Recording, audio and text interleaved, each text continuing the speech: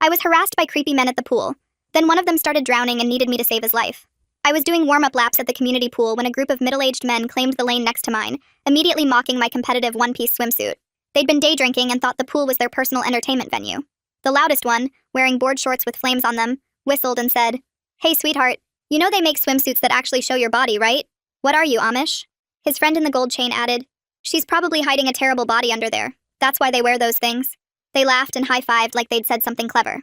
I kept swimming, but they decided to follow me to each lane I moved to, waiting until the teenage lifeguard went on break to escalate. "Are you training for the nursing home Olympics?" Flame Shorts called out. "Real women wear bikinis. You look like you're going to a swim meet in 1952. When I didn't respond, he got louder. "I'm talking to you. Didn't your parents teach you manners? Or were they too busy making you dress like a nun?" Gold Chain decided to get in the water and swim directly behind me, trying to grab my ankle. "Just want to help your technique," he said when I pulled away. "You swim like you've never been in water before. All tense and frigid. I could loosen you up." His friends cheered from the side. "She definitely needs a man to teach her how to move her body." When I got out to adjust my goggles, a third one with a beer gut blocked my path back to the pool. "Where are you going?" "We're just being friendly." He stood so close I could smell the beer. "You know, if you smiled more and dressed better, guys might actually want to talk to you. You're not ugly, just boring." He reached out and snapped my swimsuit strap hard enough to leave a mark. "See? Much better when it shows some skin." They started taking pictures of me without permission. "Gonna make a meme," Flame Shorts announced. "World's most uptight swimmer. Bet you're a virgin who's afraid of men." They gathered around showing each other the photos, zooming in on my chest and butt. "Look, you can almost see a shape if you squint. Maybe there's a woman under there after all." When the new lifeguard, barely 16, tried to tell them to stop, they laughed and said his balls hadn't dropped yet. A fourth friend showed up, already drunk, and they told him about the prude in the grandma suit. He walked over and poured his beer on my head. "Baptizing you into the fun club. Loosen up, betch." When I wiped my eyes, he said, "Actually, you look better all wet. Almost screwable if we put a bag on your personality." They all laughed and started rating what they'd need to change about me. Beer Gut decided to cannonball right next to me repeatedly, sending water up my nose and in my eyes. When I coughed and sputtered, they all laughed. "Can't even handle a little splash. Some swimmer you are." He did it harder each time. "Maybe if you wore appropriate pool attire, you'd be more fun. That suit is dragging you down physically and socially." Flame Shorts grabbed my towel and threw it in the pool. "Oops, guess you'll have to get out all wet now. Let's see what that ugly suit looks like soaked." When I retrieved it, he held it underwater with his foot. "Come on, just take the suit off. We all know you want the attention. Stop playing hard to get. We're the only men here who'd even look at you." Gold Chain noticed my car keys on my chair and grabbed them. "Let's see what the prude drives. Probably a minivan like a soccer mom." He dangled them over the deep end. "Maybe if you give us a little show, take off that ugly suit, I won't drop these." When I reached for them, he threw them in the pool. "Fetch, girl. That's the most action you'll get all year." They howled with laughter as I had to dive for my keys. They formed a circle around me in the shallow end when I came back up, not letting me leave. Gold Chain reached underwater and grabbed my thigh. "Just checking if there's any muscle under there." "Nope, just soft and useless like the rest of you." Beer Gut pulled at my suit straps while another one filmed. "This would go viral. Prudish girl gets taught how to have fun at the pool. You're gonna be famous as the most boring woman alive." Flame Shorts pushed me hard against the pool wall. "You've been teasing us all day with your attitude. Acting. Superior when you're just a stuck-up butch who can't get laid." He held me there while Gold Chain said, "Maybe we should teach her a lesson about respecting men who are trying to be nice. Show her what she's missing by being such a prude." "This is the kind of man you'll never get," Beer Gut said. And that's when he decided to show off with a running backflip into the deep end, hit his head on the edge. The crack was audible. He went under and didn't come up, blood spreading in the water. His friends stood frozen.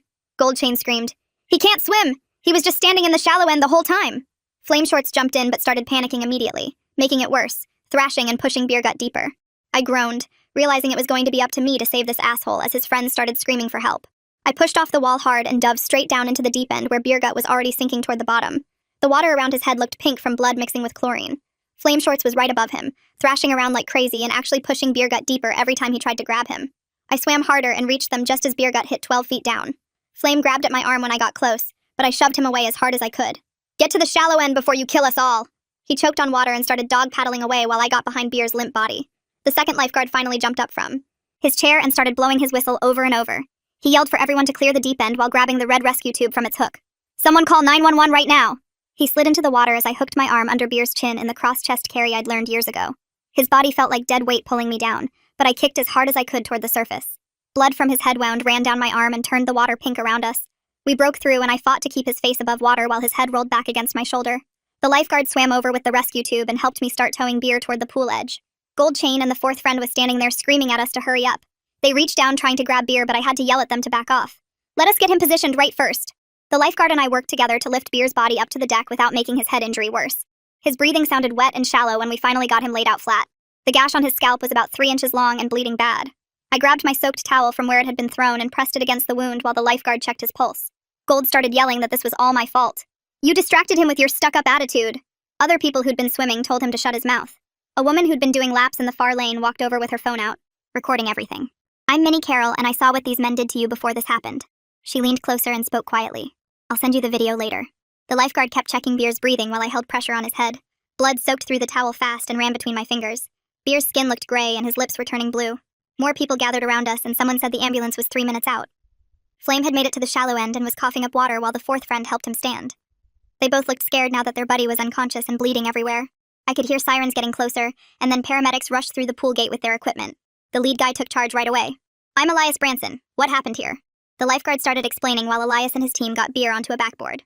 Attempted backflip from the deck, struck his head on the pool edge, unconscious in 12 feet of water for maybe 90 seconds. Elias asked me quick questions while they worked to stabilize Beer's neck and spine. "Did you see the impact? Any seizure activity in the water? How long was he under?" I answered as best I could while they put a collar on Beer and started checking his vitals.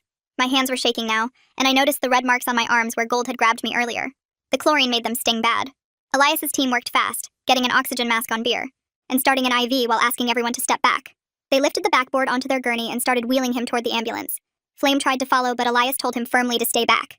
"We need space to work. You can follow to the hospital in your own vehicle." The pool manager showed up looking stressed and started talking to his staff about collecting everyone's information. I sat down on a bench because my legs felt weak all of a sudden. Minnie sat next to me and showed me her phone screen. I got the beer pouring and some of the grabbing on video. The audio is pretty clear too. She gave me her number, so she could send the files later. Other witnesses were giving their contact info to the pool staff, while Gold and the fourth friend huddled together near the fence. They kept looking over at me and whispering to each other. The teenage lifeguard who'd gone on break earlier came running back and his face went white when he saw all the blood on the deck. The second lifeguard filled him in on what happened while the manager started reviewing something on his phone, probably security footage. My whole body hurt from the adrenaline crash, and I could see bruises already forming on my thigh where Gold had grabbed me underwater. Flame stumbled toward the ambulance as they loaded Beer onto it, still drunk and trying to grab at the stretcher. Elias blocked him with one arm and told him to back off and let them work. The pool staff started moving through the crowd with clipboards, getting everyone's names and phone numbers for the incident report. Flame kept yelling that he needed to go with his friend, but Elias shut the ambulance doors in his face. The ambulance pulled away with its sirens going, and Flame stood there looking lost. Jonas Schultz showed up then, the pool manager, looking stressed as he pushed through the crowd. He went straight to his office with 2 staff members, and I could see them looking at something on the computer screen through the window. Jonas came back out and walked over to me, asking if I could please stay to talk to the police who were already on their way. I nodded and wrapped the dry towel tighter around myself, sitting back down on the bench. My hands were shaking as I pulled out my phone and started taking pictures of the red strap mark on my shoulder. The bruises on my thigh were already turning purple, and I got those too. My ankle had finger marks where Gold had grabbed me underwater, and the chlorine made everything sting worse. I took photo after photo, trying to document everything while fighting the urge to cry. Gold and the fourth friend was standing by the fence now, talking quietly to each other and looking over at me every few seconds. Other people who'd been at the pool were talking to the staff, and I could hear them describing what they'd seen. A woman told the lifeguard she saw them pour beer on my head. An older man said he watched them throw my keys in the pool. More witnesses kept coming forward with pieces of what happened before beer hit his head. Detective Shirley Potts arrived about 20 minutes later in an unmarked car. She had short gray hair and looked like she meant business as she walked onto the pool deck. She separated everyone right away, putting Gold and the fourth friend on opposite sides of the pool area. She had Flame sit on a bench far from them and told everyone not to talk to each other. Minnie walked up to the detective and showed her something on her phone. I could see Detective Potts watching the screen, and her face got harder with each second that passed. She took out her own phone and had Minnie send her the video files right there. The detective wrote down Minnie's contact information and thanked her for the evidence. Then Detective Potts came over to me with a small recorder and asked if I felt okay to give my statement. I started from the beginning, telling her how they showed up drunk and started making comments about my swimsuit. I went through each thing they did, the whistling, the following me to different lanes, the grabbing, the pictures they took without permission. I told her about the beer being poured on my head and my towel being thrown in the pool. I explained how they threw my keys in the deep end, and then trapped me in the shallow end. I described Gold grabbing my thigh underwater and Beer snapping my swimsuit strap. The detective took photos of all my visible injuries with her camera, getting close-ups of each mark and bruise. She told me I had a strong case for assault charges and gave me information about getting a restraining order. Jonas came over with his laptop and showed Detective Potts something on the screen. The security camera had caught a lot of what happened, including Gold grabbing me underwater and Beer snapping my strap. Jonas looked sick as he watched his own security footage and immediately said all 4 men were permanently banned from the facility. He started typing up the ban notices right there on his laptop. Flame saw the detective looking at the security footage and started walking over, saying they were just having fun and I was making a big deal out of nothing. Detective Potts cut him off and told him he was looking at assault charges and public intoxication at minimum. She said the video evidence was clear and multiple witnesses had already given statements. Flame tried to argue that Beer getting hurt was punishment enough, but the detective wasn't having it. She told him to sit back down and wait for her to take his statement. The whole process took almost 3 hours with all the statements and evidence collection. Detective Potts gave me her card with the case number written on the back. She said someone would follow up with me in the next few days about pressing formal charges. I finally got to leave as the sun was setting, walking to my car in a daze. My phone had blown up with messages while I was giving my statement. Minnie had sent me all the video files she took and her phone number in case I needed her as a witness. She'd also sent a text saying she was sorry this happened to me and that those men were awful. I sat in my car for a few minutes before driving, trying to process everything that had happened. My whole body hurt, and I could still smell chlorine and beer in my hair. The drive home felt longer than usual, and I had to focus hard on the road. When I pulled into my driveway, my hands were still shaking, so bad I could barely get the key in the door. I went straight to the bathroom and turned on the shower as hot as it would go, stripping off my still damp swimsuit and throwing it in the corner. The water burned my skin, but I scrubbed anyway, using half a bottle of body wash trying to get the feeling of their hands off me. I kept seeing Beer Gut's face going under the water, the blood spreading out like red paint. My shoulder had a purple bruise forming where the strap snapped and my thigh showed finger marks from where Gold grabbed me underwater.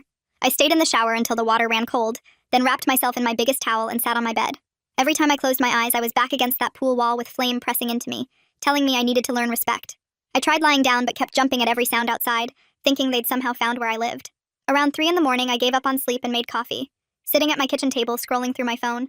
Minnie had sent 3 more messages checking if I was okay, and saying she'd backed up all the video files to multiple places. The sun was barely up when my phone rang with a number I didn't recognize. Detective Potts explained that Beer Gut was stable in the ICU with 15 stitches in his scalp and a severe concussion that would keep him hospitalized for at least a week. She said once he was medically cleared, he'd be arrested for assault and battery based on the evidence they'd collected. I tried to drive to work, but when I pulled into the parking lot and saw a group of men walking toward the building entrance, my chest got tight and I couldn't breathe. My vision went fuzzy, and I had to grip the steering wheel to stop my hands from shaking. One of them glanced at my car and I locked the doors, my heart pounding so hard I thought I might throw up.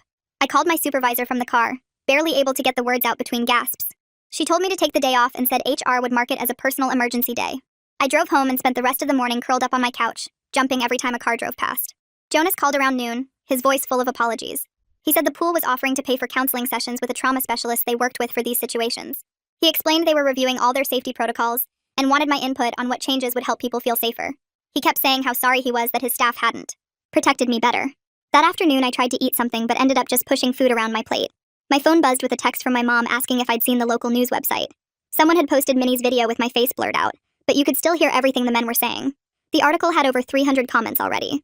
Most people were supportive, saying those men deserved worse than what they got. But some trolls were saying I was asking for trouble by swimming alone. One comment said if I'd worn a normal bikini like other women, they wouldn't have bothered me. I closed the browser and turned off my phone. The next day, I forced myself to leave the house for a meeting with a victim advocate at the courthouse. She was an older woman with kind eyes who walked me through everything that would happen next. She helped me fill out paperwork for emergency protective orders against all 4 men, explaining that the orders would keep them from coming within 100 yards of me. She warned that the whole legal process could take months, maybe even a year if it went to trial. She gave me a folder full of resources for assault survivors and her direct phone number. 3 days passed in a blur of not sleeping and barely eating. I was at the grocery store trying to remember what normal people bought for food when someone called my name. Fourth friend was standing by the produce section, looking smaller without his drunk friends around him. He started walking toward me saying he needed to talk, that this was all a misunderstanding. I backed away and told him he was violating the protective order. He kept coming, saying I was ruining their lives over nothing, that Beer could have died because of me. I ran to customer service and told them a man with a restraining order was following me. The security guard walked over and fourth friend tried to explain he just wanted to apologize, but the guard wasn't having it. He escorted fourth friend out while I gave a statement to the manager. The victim advocate called me that night to say fourth friend had been arrested for violating the order and would spend at least 1 night in jail. The therapist's office smelled like vanilla candles and had those white noise machines that were supposed to be calming. She specialized in assault trauma and spent our first session just letting me talk about what happened. When I mentioned saving Beer Gut, she helped me understand that my actions didn't mean I forgave him, or that what he did was okay. She explained that I acted on instinct and training, not because he deserved saving. We scheduled twice-weekly sessions, and she gave me exercises to help with the panic attacks. Detective Potts called a few days later with news that made my stomach drop in a different way. 2 other women had filed reports about the same group of men at different pools around the county. One woman said Flame had grabbed her chest while she was swimming laps, and another said Gold had followed her to her car making threats. The detective said their pattern of behavior would strengthen the case significantly. She was working with the prosecutor's office to consolidate the charges. The prosecutor called the next morning to discuss the charges they were filing. Beer Gut would face felony assault and battery charges because of the severity of the attack, and the head injury he caused himself didn't change that. Gold's underwater grabbing qualified as sexual battery, which meant he'd have to register as a sex offender if convicted. Flame and fourth friend would get misdemeanor assault charges, but could face jail time. The prosecutor said with the video evidence and multiple victims, they had a strong case. 2 weeks after that call, I stood outside the pool gates with my swim bag feeling like it weighed 100 pounds. My hands shook as I pushed through the entrance during senior swim hours when Jonas promised it would be quiet. The chlorine smell hit me and my stomach turned, but I kept walking toward the locker room. 3 older women were already swimming slow laps in the far lanes, and a staff member I didn't recognize stood by the shallow end watching. Jonas appeared from his office and walked over without saying anything, just nodded and pointed to lane 4 where he'd personally put up new lane dividers. I changed into my suit in a bathroom stall instead of the open area and had to sit on the bench for 5 minutes before I could make myself walk out to the pool deck. The water looked different somehow. Darker maybe, and I kept seeing that cloud of blood even though the pool had been drained and cleaned twice since then. I got in slowly at the shallow end instead of diving and started with easy breaststroke, counting each stroke to keep my mind focused. After 10 laps, my breathing got tight and I had to stop, gripping the wall while Jonas pretended not to watch from his chair. I managed 5 more laps before the shaking got too bad and climbed out, but at least I'd gotten back in the water. That same afternoon, my phone rang with a blocked number, and when I answered, a woman's voice said she was Flame's wife and needed to talk to me about dropping the charges. She said they had 3 kids, and he'd lose his job if this went to trial, that I was destroying their whole family over a misunderstanding. My victim advocate had warned me this might happen and told me to hang up immediately and document the call. I texted the advocate right away, and she called back within minutes, saying she'd handle the response through proper legal channels. She sent a formal letter to Flame's lawyer making it clear that any further contact attempts would be considered witness intimidation. The lawyer wrote back claiming his client's wife had acted without his knowledge, but we all knew that was garbage. A month crawled by with nightmares and therapy sessions before the preliminary hearing date arrived at the courthouse. Downtown. I wore my only business suit and sat in the hallway watching other cases go in and out while my stomach churned. When they called our case number, I walked into the courtroom and saw all 4 of them sitting at the defense table in their cheap suits. My whole body started shaking and I had to grab the witness chair arms to steady myself as I sat down. The prosecutor asked me to describe what happened that day at the pool in my own words. I talked for 20 minutes about the harassment and assault, having to stop twice when my voice cracked.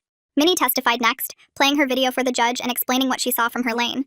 3 other witnesses also took the stand, including the teenage lifeguard who admitted he should have done more to stop them. Beergut's lawyer stood up and argued that his client's head injury was punishment enough for any wrongdoing. He claimed Beer had suffered permanent damage and would need months of rehabilitation just to return to normal life. The judge looked at him over her glasses and said, "Head injuries don't erase assault charges, especially with video evidence this clear." She reviewed the footage on her laptop, her face getting harder with each replay of them grabbing me.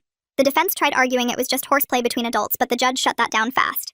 She bound all 4 defendants over for trial on their various charges and maintained the restraining orders. After the hearing, I started going to the pool. At different times, never the same schedule twice in a row. Early morning one day, late evening the next, trying to rebuild my comfort in the water. Some of the regular swimmers recognized me from the news coverage and would nod quietly or swim in the lane next to mine without talking. One older man always made sure to be there when I swam. Never said anything, but I knew he was keeping watch. A woman who swam master's workouts told me she was proud of me for coming back and not letting them take swimming away from me. These small gestures helped more than any of them probably realized. 2 months into the legal process, Gold's lawyer called the prosecutor to discuss a plea deal. He wanted to avoid trial and the publicity that would come with it, especially the sex offender registration requirement. After 3 days of negotiations, he agreed to plead guilty to sexual battery in exchange for no jail time. He got 2 years probation, mandatory counseling, and had to register as a sex offender for 10 years. The prosecutor called to explain why she accepted the deal, saying it guaranteed a conviction without putting me through a trial. I understood but still felt sick thinking about him walking free even with the registration requirement. Meanwhile, Jonas had been working with the pool's board of directors on new safety policies based on our case. They installed emergency call buttons at each lane that connected directly to the manager's office and local police. Staff training now included mandatory sessions on recognizing and stopping harassment before it escalated. They posted new signs about zero tolerance for inappropriate behavior with specific examples of what wasn't allowed. Jonas named the new policies after the case number instead of using my name, which I appreciated since I just wanted to swim without being known as that woman from that incident. Fourth Friend's plea deal came through the following week after his lawyer realized the case against him was solid. During his allocution to the judge, he actually sounded sorry about what happened, saying he got caught up in mob mentality and alcohol. He admitted to pouring beer on me and participating in the harassment, accepting responsibility without making excuses. The judge gave him 6 months probation and 50 hours of community service at a domestic violence shelter. She said maybe helping abused victims would teach him how his actions affected others. Around this time, I found a support group for assault survivors that met Tuesday nights at the community center. The first meeting was hard, sitting in that circle of metal chairs listening to other people's stories of harassment and assault. But hearing how they survived and fought back through the legal system made me feel less alone in this mess. One woman had been through 3 trials before getting justice, and she became my unofficial mentor in navigating the system. We'd get coffee after meetings, and she'd remind me that healing wasn't linear and bad days didn't mean I was weak. Beergut refused all plea deals because he insisted he'd done nothing wrong, and the head injury was my fault for not saving him fast enough. His lawyer filed motion after motion trying to get the charges dropped or reduced, but the judge denied them all. The trial date got set for 3 months out, and the prosecutor started preparing me for what would be another round of testimony. She had the video enhanced and got medical experts to testify about the difference between his self-inflicted injury and the assault injuries I sustained. Beer's defense strategy seemed to be blaming alcohol and claiming he couldn't remember anything, which fell apart when the prosecutor showed the video of him very deliberately snapping my swimsuit strap and cornering me in the pool. 3 weeks later, I walked into the courtroom for Beergut's trial, wearing the same dark suit I'd worn to every hearing, my hands steady this time as I took the witness stand. The prosecutor had me walk through the harassment again, but this time I didn't shake when I described Beergut pulling at my suit straps, or how he'd cornered me in the pool before his stupid backflip attempt. She showed the jury the enhanced video frame by frame, pointing out how he deliberately grabbed me underwater and snapped my swimsuit hard enough to leave the mark that was documented in my medical records. Beergut sat there in his cheap suit trying to look sorry, but I could see him rolling his eyes when his lawyer thought the jury wasn't watching. The prosecutor brought up the other women who'd filed complaints about him at different pools over the past 5 years, establishing a clear pattern, even though his lawyer objected constantly. When the defense tried to argue that his head injury was punishment enough, the prosecutor showed medical records proving his concussion had fully healed within 6 weeks, while my therapy bills were still mounting. The jury took less than 2 hours to come back with guilty verdicts on assault and battery charges. The judge didn't buy Beergut's sudden remorse act during sentencing, giving him 6 months in county jail plus 2 years probation, and ordering him to pay all my therapy costs, which were already over $8,000. Flameshort's trial started the following month, and by then his tough guy act had completely disappeared since his buddies had all testified against him to get lighter sentences. His wife had divorced him, and his employer fired him after the video went viral locally, so he showed up looking defeated before testimony even started. The prosecutor played the audio from Minnie's video where he called me those awful names and pushed me against the pool wall, and 3 other witnesses testified about seeing him throw my towel in the water and hold it down with his foot. His own lawyer convinced him to change his plea to guilty on the second day when it became clear the jury hated him, especially after they heard how he'd been the ringleader who encouraged the others to escalate. The judge gave him 4 months in jail and mandatory anger management classes, specifically stating that his harassment created the environment where the others felt empowered to assault me. With all 4 convicted, I finally felt safe enough to go back to the pool during regular hours instead of just senior swim times, though I still checked the parking lot for their cars out of habit. Jonas had the staff put up my photo in the office so all the lifeguards and desk workers knew to watch out for me, and the regulars started nodding at me in solidarity, which helped more than they knew. The victim advocate called to ask if I'd volunteer with their office since they needed people who understood the court process firsthand, and I started spending Tuesday evenings helping other assault survivors fill out paperwork and understand what to expect at hearings. 6 months after that awful day, I signed up for a master's swim meet at the aquatic center across town, my first competition since the assault. My times in practice were still slower than before, and I'd gained weight from the stress, but I needed to prove to myself that they hadn't taken swimming away from me. The morning of the meet, I threw up from nerves but still showed up and swam my events, finishing middle of the pack in freestyle but somehow winning my age group in backstroke. Minnie showed up to cheer me on, bringing homemade cookies and a sign that said "Survivor Strong," which made me cry before my last event. We started meeting for coffee every few weeks after that, and she told me how proud she was that I'd fought for justice instead of letting them get away with it. She said sharing that video was the easiest decision she'd ever made because she knew what it was like to be harassed and have nobody stand up for you. Through Jonas, the teenage lifeguard who'd gone on break sent an apology saying he felt terrible about leaving when things got bad and asked if I blamed him. I had Jonas tell him the grown men were responsible for their own choices, and a 16-year-old kid shouldn't have to deal with drunk adults anyway. Plus, he'd tried to help when he came back, and that counted for something. At the swim meet 6 months later, I touched the wall after the 100-meter freestyle and looked up at the clock to see I'd finally beaten my pre-assault time. Standing on the pool deck getting my little plastic medal for winning my age group, I felt something shift back into place inside me. My body was mine again. Every stroke I took in the water was my choice, and those men were behind bars or doing community service while I was here swimming faster than before. The water didn't care about what happened to me or what I'd survived. It just held me up the same as always, and that's all I needed to keep moving forward. Detective Potts called me at work 2 weeks after the swim meet with news that made me sit down hard in my desk. Chair. She explained that our case files had been shared with other departments, and 3 more women had filed reports about similar pool harassment. The prosecutor was using our case as the main example because we had the strongest evidence and most witnesses. I took notes while she talked about how the other cases were moving forward now that there was a pattern to show. My boss walked by and saw me crying at my desk and mouthed to ask if I was okay. I nodded and wiped my face while Detective Potts told me the investigation was expanding to include other public pools in the county. She said my willingness to pursue charges had opened doors for other victims who thought nobody would believe them. After the call, I went to the bathroom and splashed cold water on my face before returning to finish the quarterly reports. My boss called me into her office an hour later and closed the door behind us. She sat on the edge of her desk and told me she'd been watching how I handled everything since the assault. She said my determination to keep working while dealing with court dates and therapy showed real strength. Then she slid a folder across the desk with a promotion offer inside. Senior analyst position with a 20% raise and my own team to manage. She mentioned that seeing me stand up for myself had inspired other women in the office to report their own harassment issues. I signed the paperwork right there, and she hugged me before I left her office. Jonas called that afternoon while I was packing up my old cubicle to move to the new office. He asked if I'd be willing to speak at a regional pool management conference next month about harassment prevention. The organizers wanted someone who could talk about both the victim experience and the legal process. I agreed immediately because other pools needed to know how to protect their swimmers better. The conference was in 3 weeks, and Jonas said they'd cover all my travel expenses plus pay me a speaker fee. I spent the next few days working on my presentation between setting up my new office and training my team. A year passed with therapy every week and support group meetings twice a month. At the group's summer picnic, I met someone whose sister had been assaulted at a gym. He understood why I sometimes flinched when men got too close at the pool. We started going for coffee after meetings and then actual dates where we talked about everything except our trauma. He never pushed for physical contact and always asked before touching me, even just to hold hands. 6 months into dating, we went swimming together for the first time at a different pool across town. I had a panic attack in the parking lot, but he sat with me until my breathing slowed down. We made it into the water and I managed 10 laps before needing to get out. He celebrated those 10 laps like I'd won an Olympic medal and bought me ice cream after.